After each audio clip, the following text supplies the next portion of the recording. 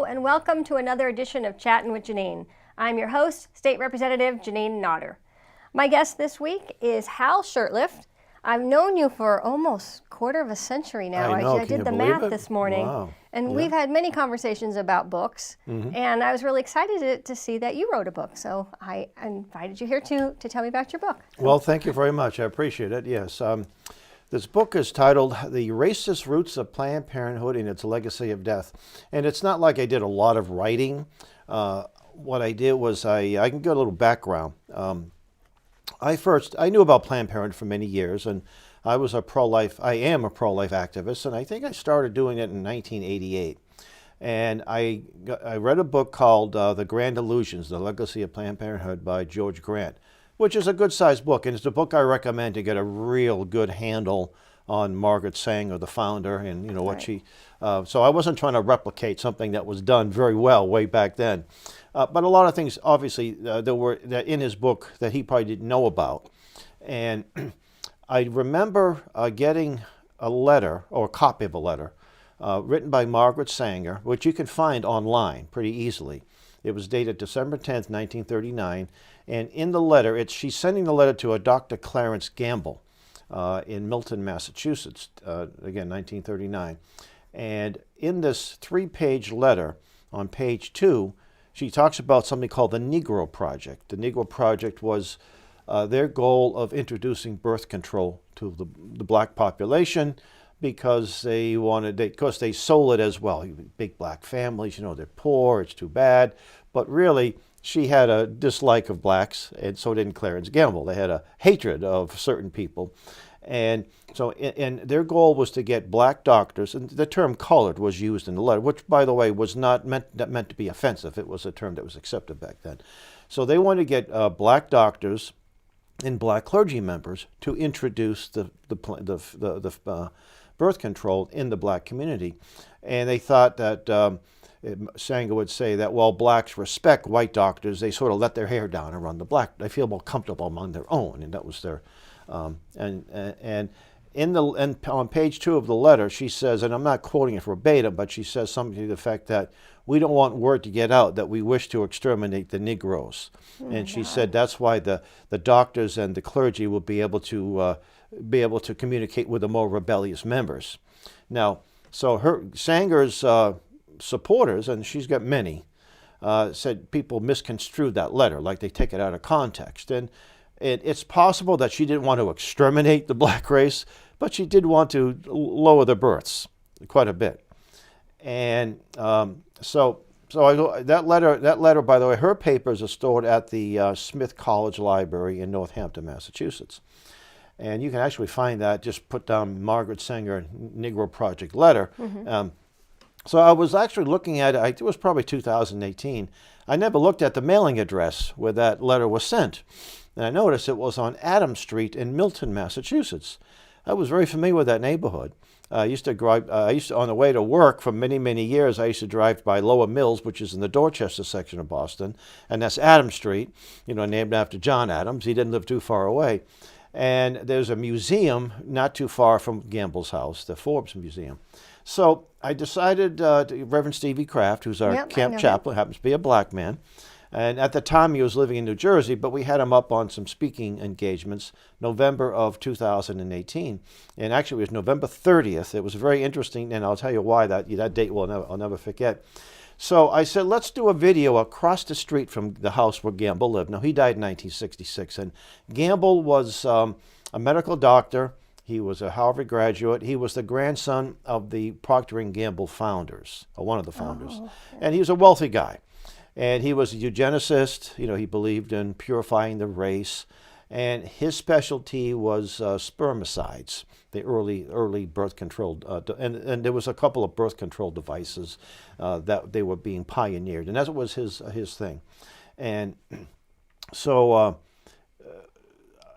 I thought we would do a video, again, across the street from his house. And we wanted to qualify it. Is to, look, if you're a pro-life activist, don't come down here and protest in front of the house.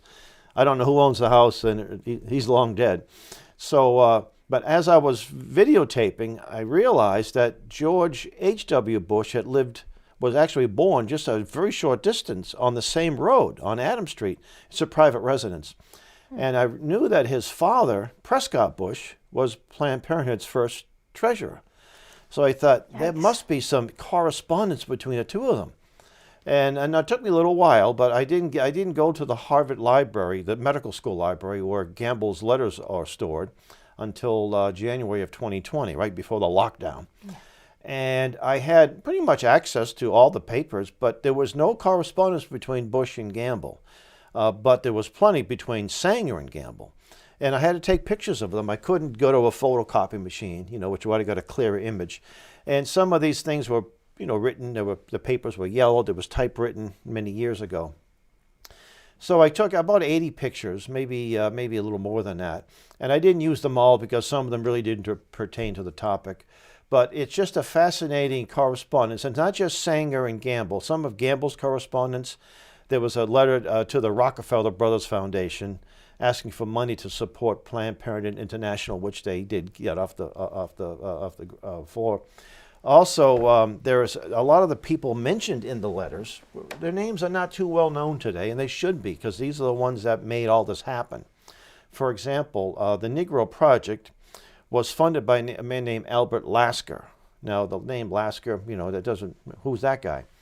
He was known as the father of modern advertisement. He was a Republican, and he worked on the Warren Harding campaign, and he donated over $220,000. Today would be about $500,000, and that money was used to start clinics in black communities in the South. And they did hire some black doctors, and they got lots of clergy involved, black clergy. In fact, in 1932, even before the Planned Parenthood was known as the Human, what was it called? Before it's called, they had another name. I'm going a mental block. But before it didn't be. I think it was called Planned Parenthood by 1942, and so they actually had a Negro Advisory Committee for the Birth Control League, I think is what it was, the earlier name. And so they had these black, mostly professional types and clergy advising, Planned Parenthood. So they completely bought into it. One of them I mentioned in the book was W.E.B. Du Bois. And Du Bois had this kind, I don't have time to look it up, but he was he was very pro-communist, and later on in his life he formally joined the Communist Party. That's why today you'll hear his name a lot during Black History Month, because he was a far left and he became a communist. But he had a comment in the book he wrote this in the Birth Control Review. That was one of Sanger's publications, and he talked about the Negroes that was considered inferior.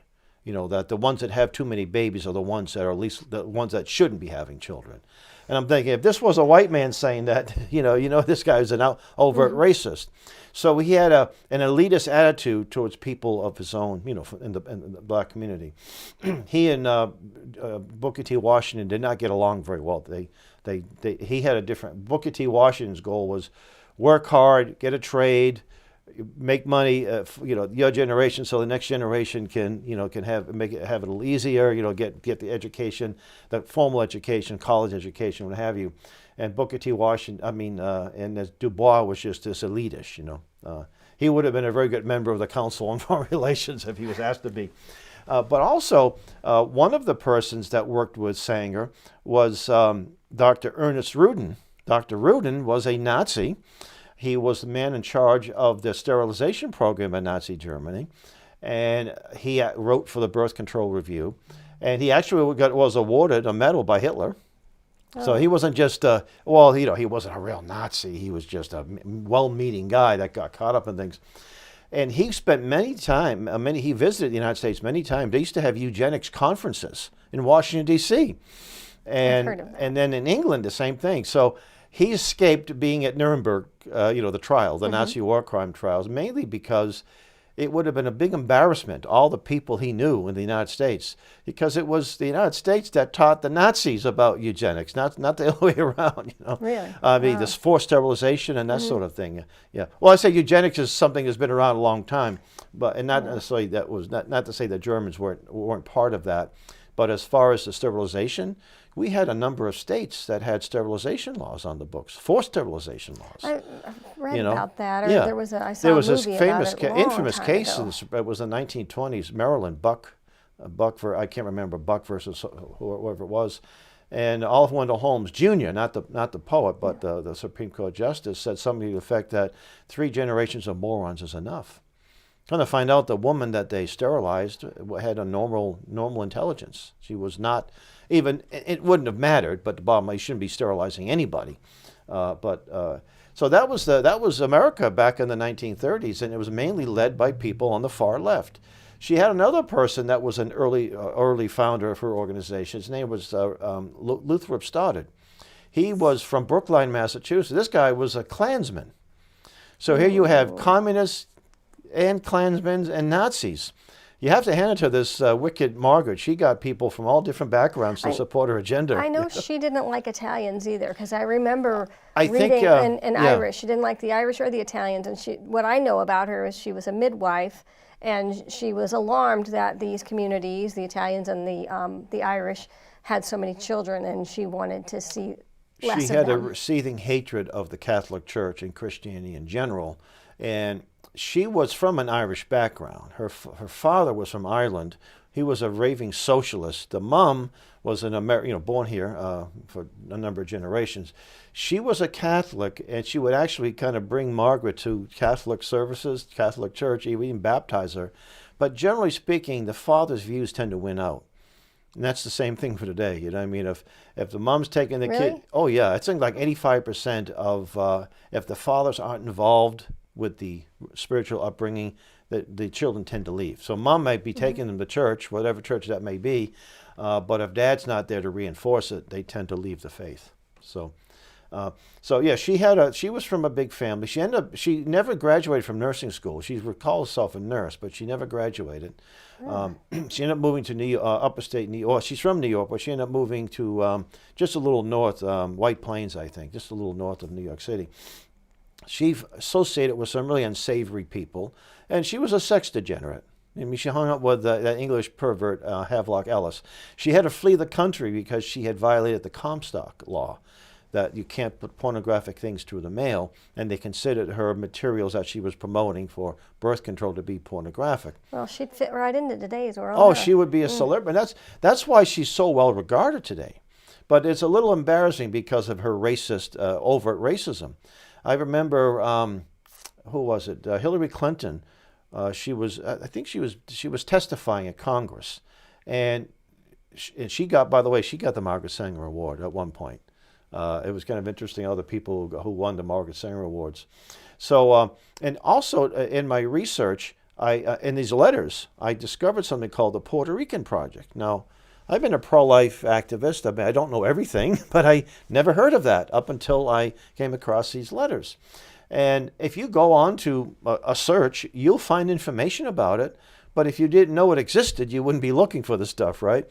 So what happened was the Puerto Rican Project was where guys like Sanger and a man named Dr. John Rock, another guy from Brookline, Massachusetts. Boy, they've got some.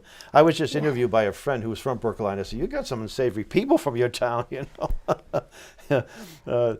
That's where Michael Dukakis is from, too, by the way. Oh, yeah. But John Rock, who was a good Catholic, put that in quotation marks, he was one of the pioneers of the pill, the birth control pill.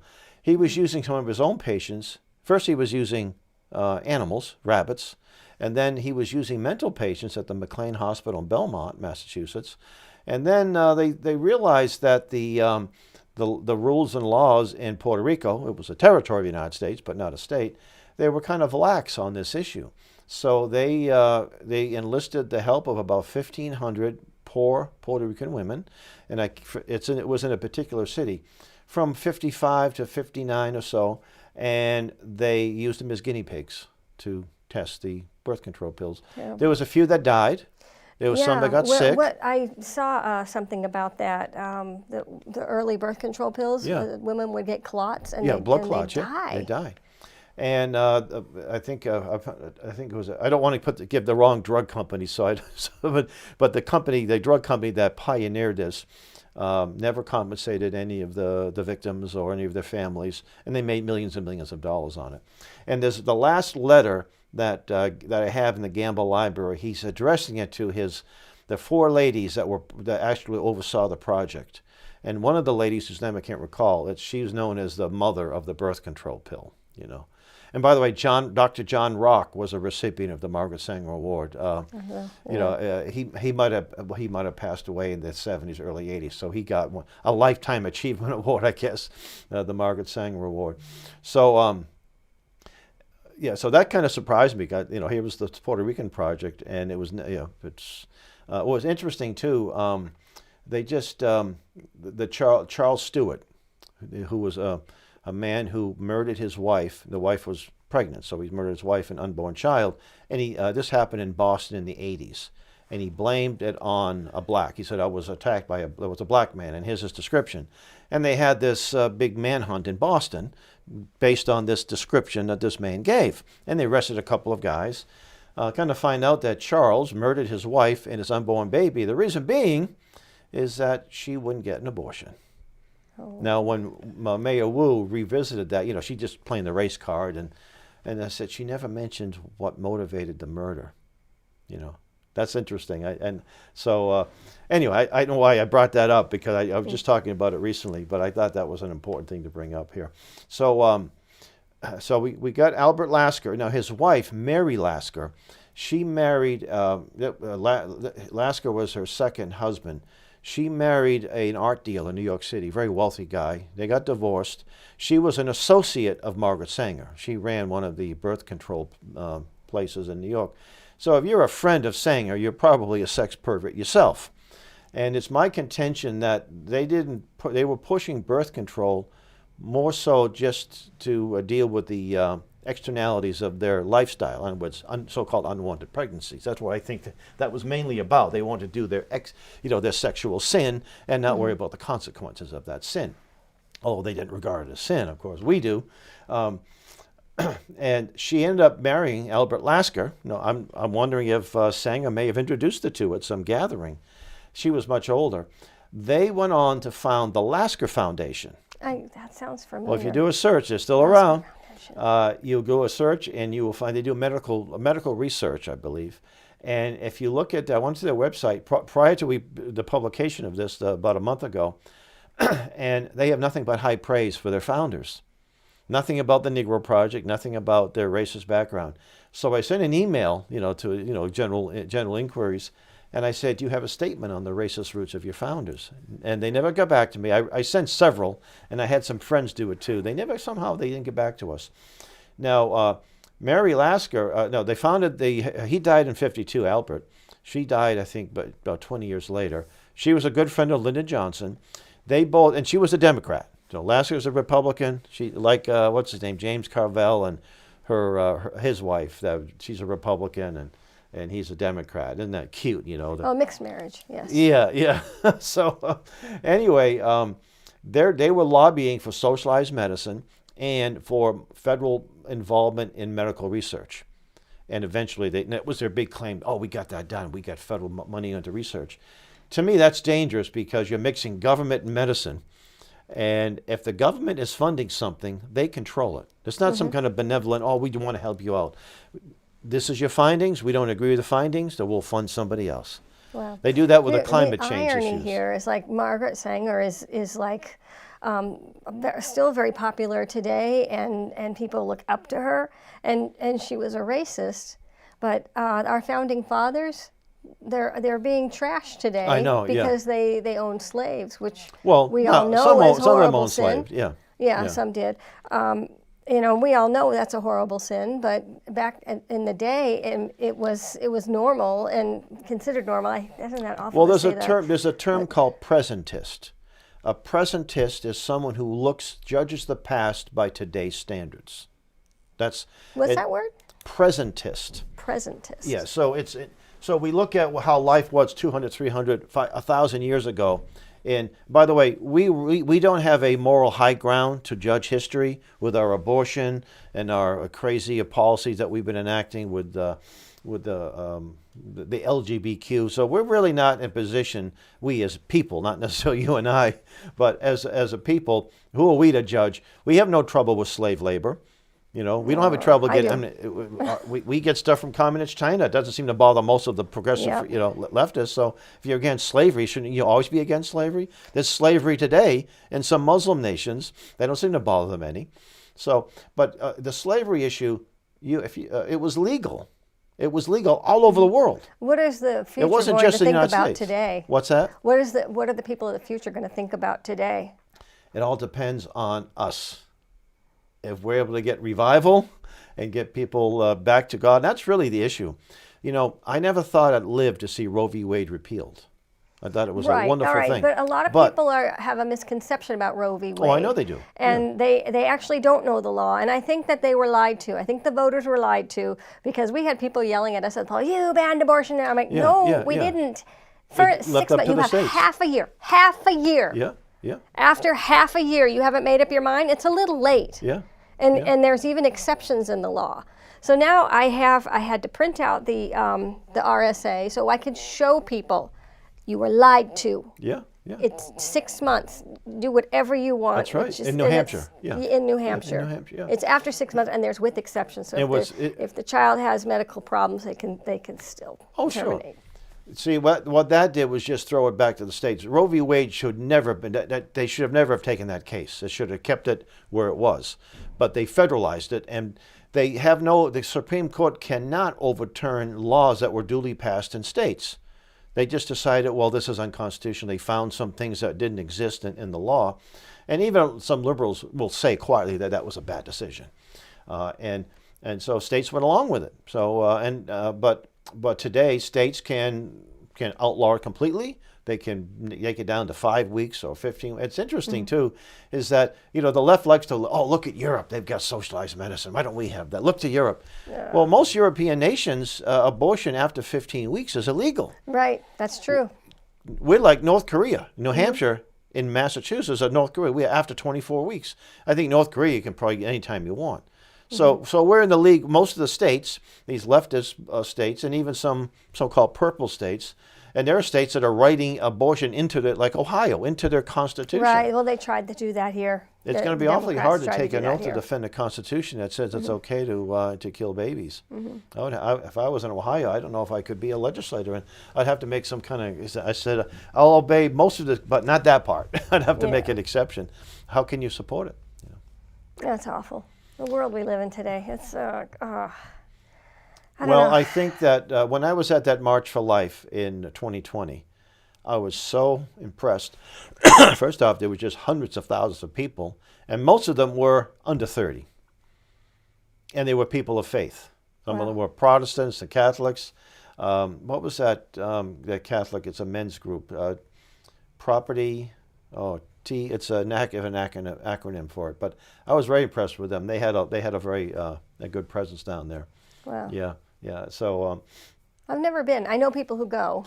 It was a relatively mild day because it was probably in the mid 40s, low 50s, because you're there for a long time.